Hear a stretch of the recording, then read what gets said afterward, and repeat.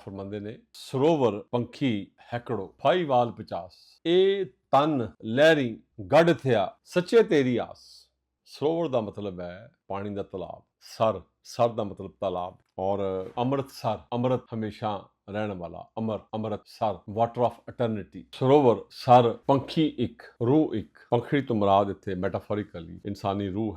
फाईवाल 50 ਉਹ ਜਿਹੜੇ ਫਾਈਵਾਲ ਨੇ ਉਸ ਪੰਖੀ ਨੂੰ ਉਸ ਪੰਛੀ ਨੂੰ ਘੇਰਨ ਵਾਲੇ ਫਾਈਆਂ ਲਾ ਕੇ ਬੈਠੇ ਨੇ ਜਗ੍ਹਾ ਜਗ੍ਹਾ। ਇਹ 50 ਬਾਬਾ ਜੀ ਨੇ ਆਪਣੇ ਦੌਰ ਦੀ ਗੱਲ ਕੀਤੀ ਹੈ, 800 ਸਾਲ 850 ਸਾਲ ਪੁਰਾਣੀ ਗੱਲ। ਅੱਜ ਉਹ 50 ਦੀ ਬਜਾਏ 50,000 ਹੋ ਚੁੱਕੇ ਨੇ ਫਾਈਵਾਲ ਜਿਹੜੇ ਨੇ। ਬੇਸਿਕ ਬੁਨਿਆਦੀ ਖਾਸ਼ਾਂ ਇਨਸਾਨ ਦੀਆਂ ਜ਼ਰੂਰਤਾਂ ਜਿਹੜੀਆਂ ਨੇ ਉਹ ਇੰਨੀਆਂ ਕੀ ਹੈਗੀਆਂ ਨੇ।